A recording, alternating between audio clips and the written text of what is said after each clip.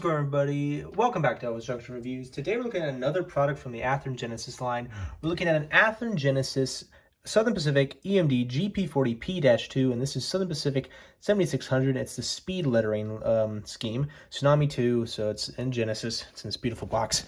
We're not going to waste any time and get this thing out.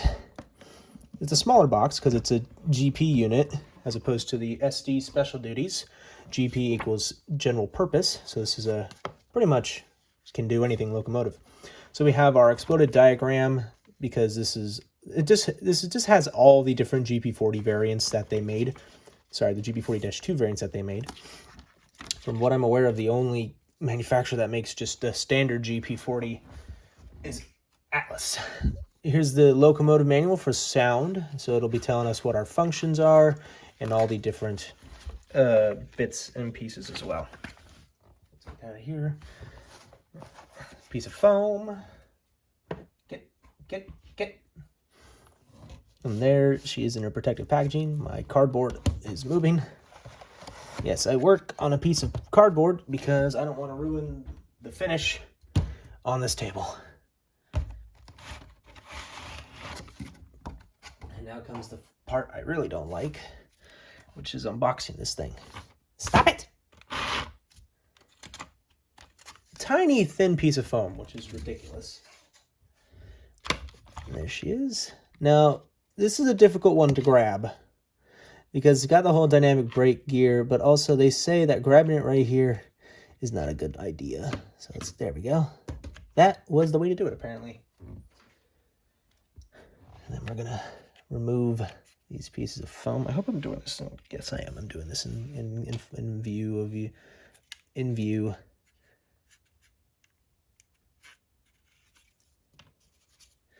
All right, and now that we have it unboxed, let us get into some history. And now, onto some history. By the mid-1980s, the Southern Pacific had discontinued their commute service in the Bay Area between San Jose and San Francisco, California, in favor of the newly organized Caltrain. Since new Caltrain power was purchased, SP in turn converted some of the older commute motive power to freight service. All three GP40P-2s were renumbered into the 7600 class, received larger fuel tanks, and had their steam generators removed. Still retaining their full front SP light package, these units received rebuilt front cab windows, which became common practice during this time. By 1994, the only unit painted into SP's speed lettering was 7600. This unit would eventually be sold off and rebuilt by the Indiana Harbor Belt Railway, while the two other remained in UP's road switcher fleet. Now, our locomotive here, SP 7600, was originally built as Southern Pacific Locomotive 3197 and is a GP40P-2, the P indicating that she is built for passenger service, even though on the weekends they would send these locomotives out on local freight service, along with their SDP-45 locomotives as well. When she was delivered in November of 1974, she was painted in the colorful bicentennial scheme, and she ran with that for just a little under a decade. According to my the most research I could gather, the last photo of her in her bicentennial scheme was in 1983. So she was repainted into the SP Bloody Nose scheme, scarlet and gray, and then eventually she got painted into the SP speed lettering, and like the history said, she was eventually sold to the Indiana Harbor Belt Railway, while her two sisters, 7601 and 7602, are still in UP's fleet. They are still running on local service in the greater Los Angeles area, and they have been the subject of heavy graffiti. There are plenty of videos of some of the UP locals that are down there, and you can see that those GP40P-2s have just been graffitied off the wazoo. It is ridiculous how graffitied they are. But it makes it very fascinating to model them, especially if you do modern UP. Because of all that graffiti. It just looks really realistic. All right, so with history out of the way, let's get into some details, starting with the front. Alrighty, so we're looking at the front of the locomotive, and we're going to start at the top and work our way down to the bottom, as we always do. Start at the top, you can see a rotary beacon here. Now, that does operate when the locomotive has power. There is also the bell right here. They never put it down on the frame, like they would end up doing with actually a good chunk of their locomotives towards the 90s, the SP. We have our number boards here, 7600 on either side. This plate is where the driver light used to be. But then when the ditch lights came along, they decided to remove the gyro light because it was too expensive, because it's a big motor, and also just the lights would burn out. If you work down here, you can see the simply applied windshield wipers for every window here, here, here, and there. There is the cab vent for the conductor's side of the locomotive. If we focus on the nose here, you can just see it, but there is the sand filter hatch right here. There is a grab iron here as well, and there's another sand filter hatch behind there. We will be able to see that in much greater detail when we look at the roof of the locomotive. There's the door to access the cab. Up here on the front of the locomotive, you can see the plate where the emergency Mars light or red beacon used to be. Oops. There is the forward headlight, which operates when the locomotive is in motion. You can see where the class lights used to be, but they are no more. They have been removed here and here as well. There's the big SP on the front of the nose, and you can see a couple of grab irons here and here. The walkway light is right here as well. The anti-climber with the white sill stripe and the two ditch lights here and here. Handrails, as well as the safety chain here. The white handrails that you grip onto as you're climbing up the locomotive. Moving down here, you can just see it. Underneath there is the coupler cup bar. If we actually can focus on the nose here, right there it is. There is the knuckle coupler. There is the air brake hose. 3 MU cables on either side, here and here. And you will notice that the plow looks a bit wonky. Now, there's a reason for that. When I pulled this locomotive out of the box for the first time to inspect it, the plow had become detached during transportation, so I had to glue it back on. I'm not happy that that's what had to happen, because it kind of has made the whole situation of the front look a bit strange. Now, don't worry, this locomotive will still run. There is a gap between the plow and the wheels, so it will be able to move back and forth and turn and go on curves. So, yeah. All right, so let's look at some rear detail. Looking at the rear of the locomotive, and we're going to see if we can focus. There we go. Start at the top, we have a grab iron right here on the roof. There is the rear sand filler hatch. You can just see a lift ring right here as well. Grab irons that lead from the top of the locomotive down to the walkway. Here are where the class lights used to be, here and here. They've been plated over or removed and then plated. There is the rear headlight, which operates when the locomotive is in reversing motion. Another grab iron right here, as well as down there. There is the rear walkway light, the full width handrails on the rear anti-climber, which is also painted white for the sill stripe.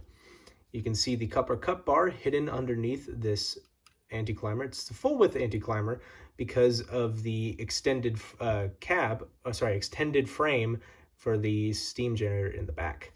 There is the knuckle, and there are the MU hoses, 3 here and as well as there. And there is the air brake hose. And you can also see this little slot that the the MU cables can fit into to keep them from getting damaged while in motion. All right, let's look at some side detail. Looking at the conductor side of the locomotive first, start at the front here, you can see the walkway steps that lead up to the forward walkway. There's a big white F to indicate this is the front of the locomotive. You can see the e-brake or hand brake for the locomotive. It is not a wheel, but more of a crank situation. There's a couple of battery boxes right here and here. There's our number, 7600, and you can see the windows have slid out of position. Once again, I don't know why manufacturers insist on this whole wheel thing. It kind of bothers me. Sorry, not even wheels, windows. It bothers me. I like them to be closed. I think that if you want them open, you should just be able to take the locomotive apart yourself and then remove those windows. So it really bothers me that they do this. That's just my personal opinion. We have the sunshade. Here is the cab vent. There's a radio. I believe this is a radio box behind the cab, but I could be wrong. Please let me know in the comments. Here is the blower as well as a vent. As we move the locomotive forward, you can see the amazing Southern Pacific speed lettering scheme. I love this scheme. It's such a great scheme. Harken back to the Rio Grande's speed lettering scheme. They called that the billboard scheme, according to Scale Trains. Here's the larger fuel tank that was added after the commute service was ended. These locomotives were now they could go further, because in commute service, you're only going about 45 miles in one direction before you get turned around, refueled, and head back up the way you came. There is one of the air tank reservoirs. There's another one on the other side.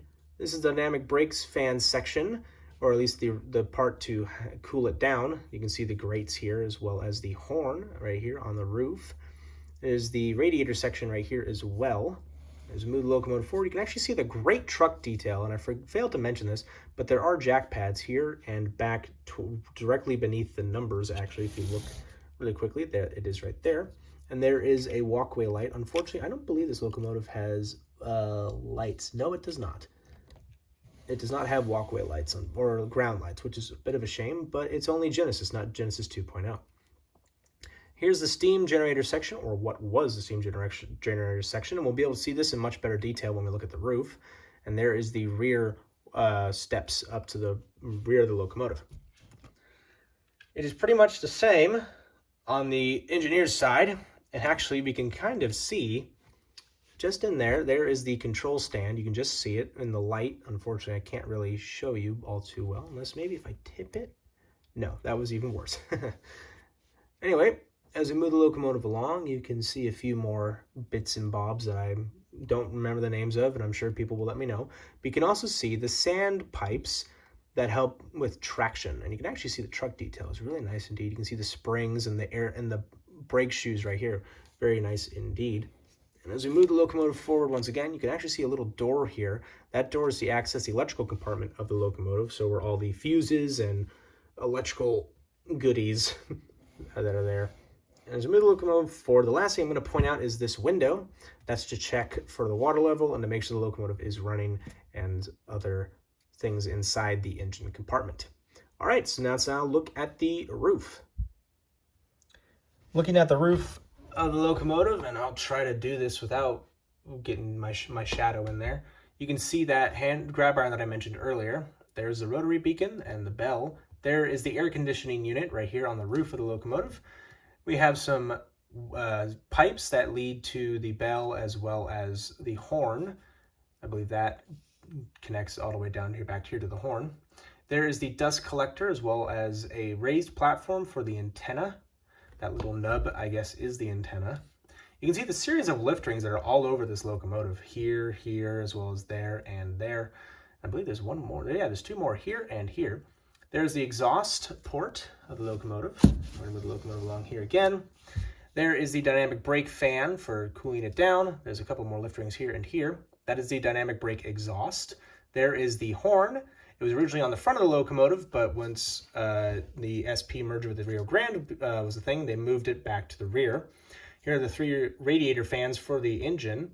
And then finally, you can see where the steam generator used to be, and they plated over the whole area. Long time ago, before the head-end power generators that are on modern diesel electric locomotives, the power was supplied by steam. Each car had a dynamo in it, and that would power the electricity. And then you can see a few more lift rings here and right there as well. All right, so now let's get into the sound demo. Alrighty, so we have the locomotive here, up on the test track, and we're going to go ahead and put some power to the track here.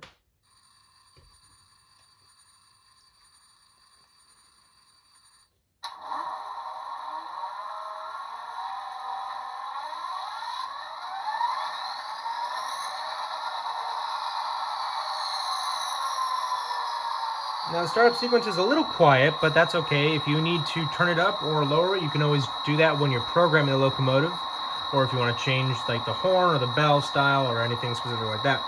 Now, F0 is the main headlight. You can see it is on there. F1 is a bell. Classic EMD steel bell. F2 is a longhorn.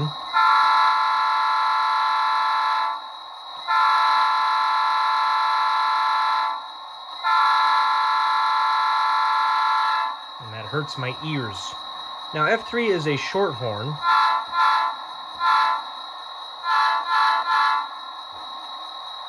Now F4 is the dynamic brakes or straight to idle. Let's see what happens here. I think it went straight to idle. Now F5 is the ditch lights. If this was a low sound decoder, F6 would be the ditch lights. Now F6 is going to turn on that rotary beacon, which, as you can see, is on. And as you can see on your screen, if you look closely, when it gets dimmer, you might see that it looks like it's flickering. Now, do not worry about that. That is not an electrical issue with the locomotive. That is an FPS, frames per second situation with filming 60 frames per second on this camera. That light is shooting at a frame per second that camera can't pick, that camera is messing with. So do not worry at all. It is not your eyes playing tricks on you. It is just the camera's FPS situation. So do not worry about it. It is nothing wrong. Now, F7 is a cab chatter, and the main headlight will dim.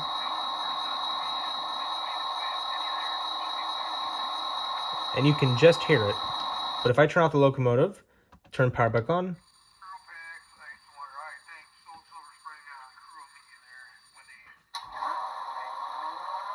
And there you go.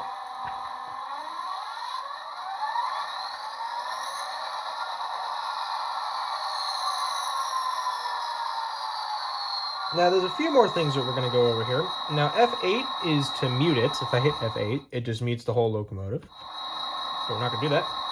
F26 and F27 are an engine RPM notch up and notch down. So this is essentially what LokSound's drive hold is. Say you want to prototypically simulate you're hauling a heavy train, or you are, in this case, if this was a commuter locomotive, you are late. You need to get to the next station on time. You got to throw into notch 8, go as fast as you can, quote unquote, to make up for lost time.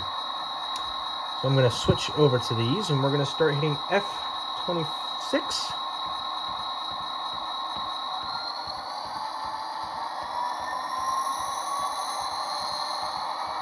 And I'm going to hit F26 multiple times until we find notch 8. Wherever that might be.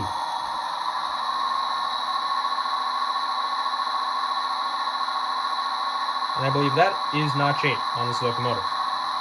So, and now we're pretty much going to turn this thing all the way back to straight to idle. Just by simply hitting F4.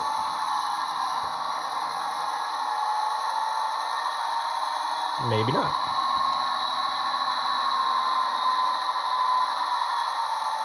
Alright, so if you hit F4, you can't just turn it off like that. You have to leave it on in order for it to go back straight to idle. I think until it completely calms down. But we're going to find out here. So if I hit F4 again. Oh. It is going to go straight back up to notch 8. So we're going to have to go back to F27 to turn that off. I'm essentially just going to shut the locomotive down here. And that's what it's doing right now. It is shutting itself off quite by accident. That was not my intent.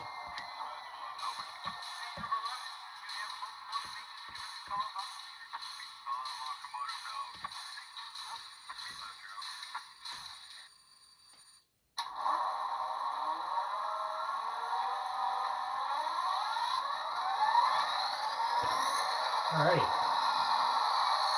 So, let's turn off the beacon, the rotary beacon. Oops, wrong button. Relax, you.